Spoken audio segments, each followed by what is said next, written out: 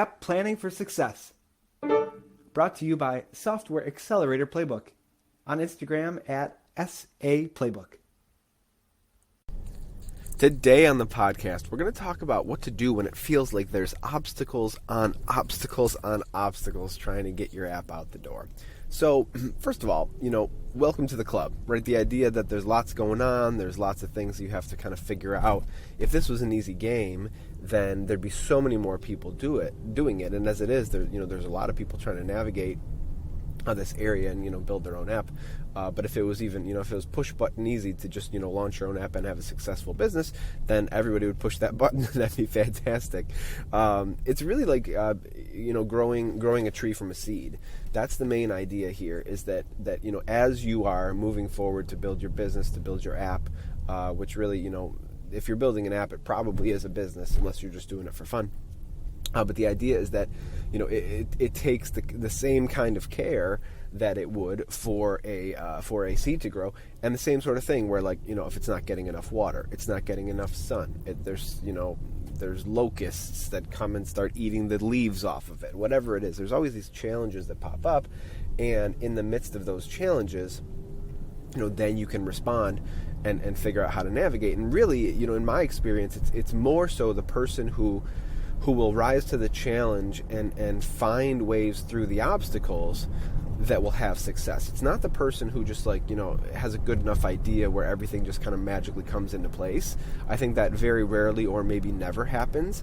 I think it's more often the person who figures a lot of things out, just figures out a whole bunch of things, maybe 100 or 200 things in order to make their business successful. And if you want to think about this kind of like bumper bowling, okay, the idea of without the bumpers, the ball is just going to roll into the gutter. And if you make a mistake in your business, you basically put up like a little mini bumper in that one area where the ball fell into the gutter. You saw the ball roll into the gutter at that exact spot.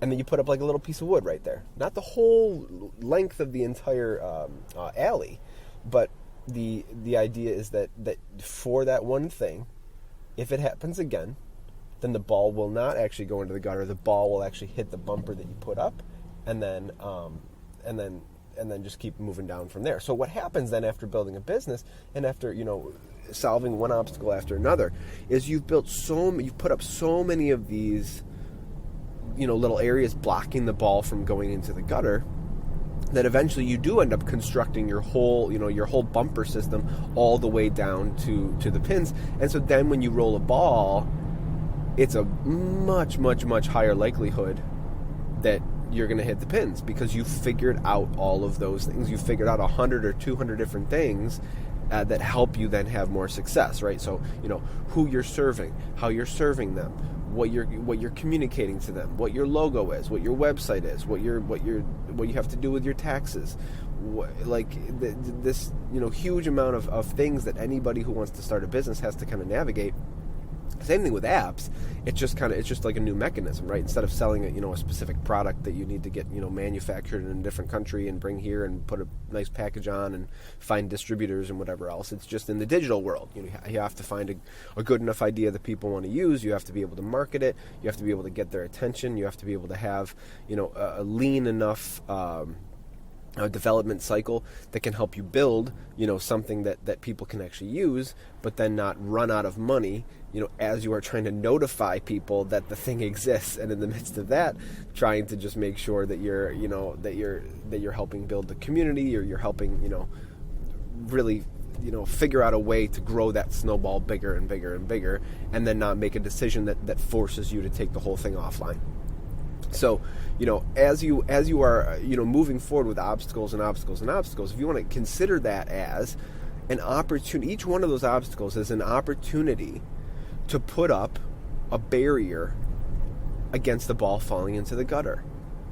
And it won't necessarily be a huge barrier. Again, what I'm saying, it's not going to run the entire length of the alley. You can't put up something like that. That would be like, if you want to put up one that goes, stretches the entire length of the alley, that would be like hiring, a business coach to just basically, build your whole business for you after they've had, 10 successful businesses, so they know exactly what to do. They already figured out those 100 or 200 things, and they can just install for you a huge long bumper system that runs the entire length of the thing. But that's going to cost you, right? I mean, that's going to come at a cost where, either you're going to be hiring them and paying a ton of money for their 20 years of experience, or they're going to take a cut. They're going to take some equity of whatever you're doing.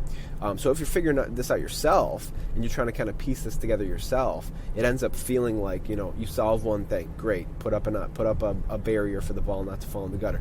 Solve another thing, put up another barrier. Something goes wrong and you realize you were headed the wrong direction. Okay, we'll put up another barrier. Like whatever it is, it's kind of this cobbled together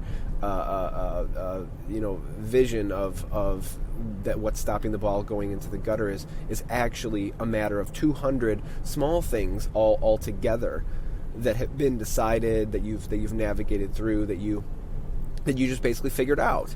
And so as you are kind of looking at this, in this season moving forward, feeling like there's just so many things kind of in front of you that you have to figure out, kind of flipping that I guess dichotomy, or flipping that vision in terms of like what you're actually doing.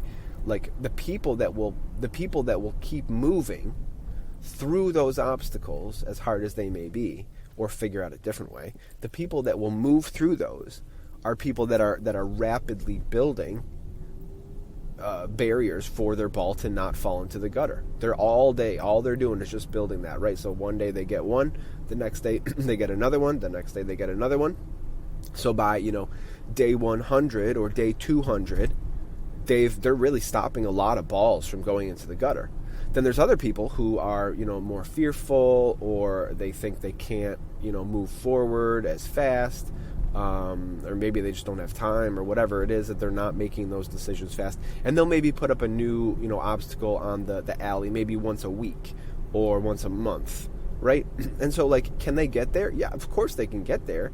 It'll just take way, way, way longer for them to get there because, again, you need to make, probably 100 or 200 of those strong decisions that will help, really move your brand and your idea to a new place. So the whole idea here is that by staying the course, you end up stacking these wins on top of each other as opposed to jumping to, something else. And if you want to dive into more of that, if you find that you're doing that, listen to the podcast, I think right before this one, which is about the shiny object syndrome. Definitely check that out because that's going to be helpful to you. But basically the point of this podcast, talking about obstacles on obstacles, is the idea that each one of those is an opportunity to put up a barrier to not fail. And that even if, right now you sit here with this thing that's, really bothering you that you want to fix, after you fix that, there will be another one. In business, there's going to be another issue that you have to fix. And so the quicker that you can respond to it and move through it will be advantageous for you. And really, ultimately, money loves speed.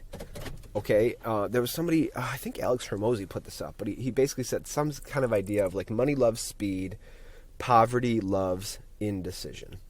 And I thought that quote was really, really fantastic. There was another one too there, but that was kind of the main point. That's like, money loves speed. As you move forward faster, as you iterate faster, as you figure things out faster, right, money's going to come to you. If you are stuck in indecision, then it's way easier to be stuck in not making enough money, right? The idea that in order to move your business forward, you've got to, hustle. You got to figure it out. You got to figure 100, 200 things. And if you take a week to make one decision, or a month to make one decision, versus making, a decision a day or 2 decisions a day, that really, really, really, after a year, that's a completely different place, right? So, once a week, right, 52 times a year, that's 52 decisions. The other one, if you do once a day, that's 365 decisions. It's completely different. Ultimately, to hit that same sort of thing, you would need to, if you're making one decision a week, you would need to you'd get to that level of decisions in like 5 or 6 years. Actually, even more, 7 years maybe.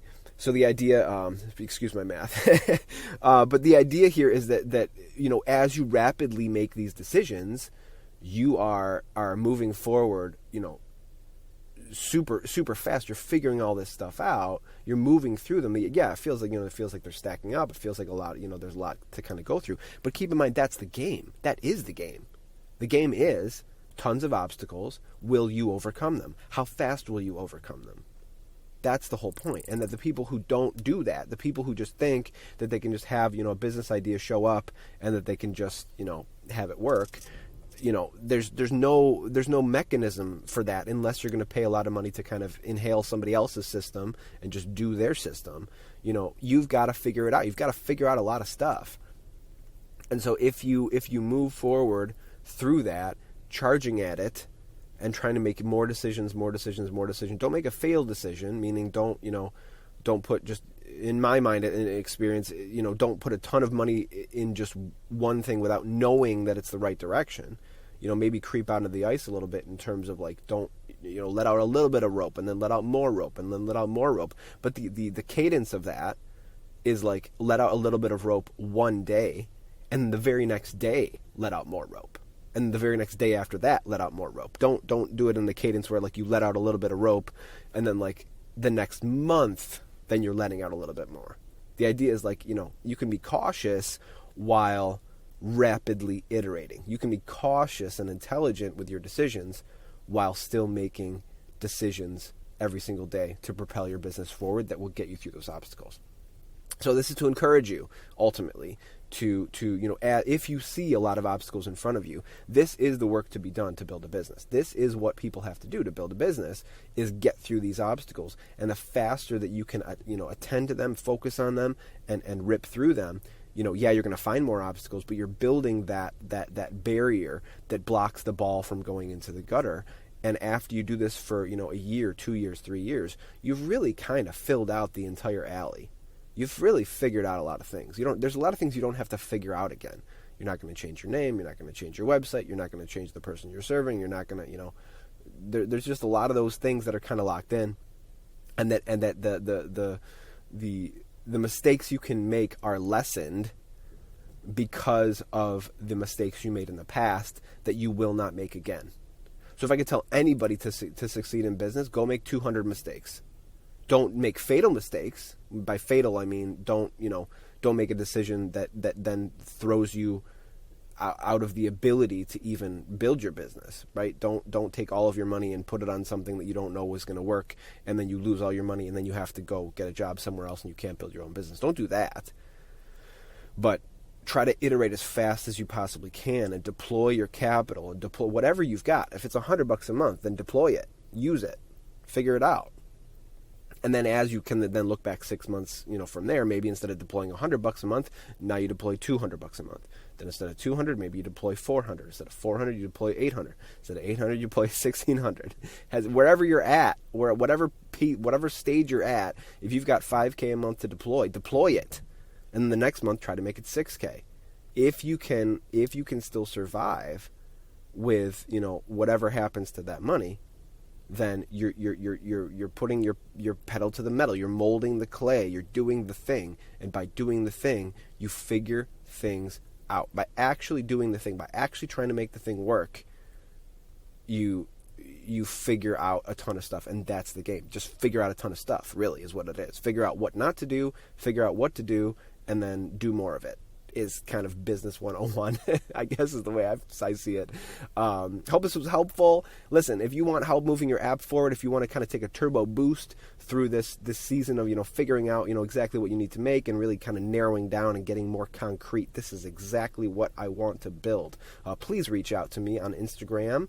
My username there is S.A.Playbook. So if you go to Instagram.com/S.A.Playbook, you can click to send me a message right there and get the conversation started. Let me know that you're looking for help with app blueprinting and trying to move your app forward, and you want to avoid obstacles in the midst of development, and we can get the conversation started, and I'll let you know if I can help you or not. Thank you so much for listening, and I'll talk to you tomorrow.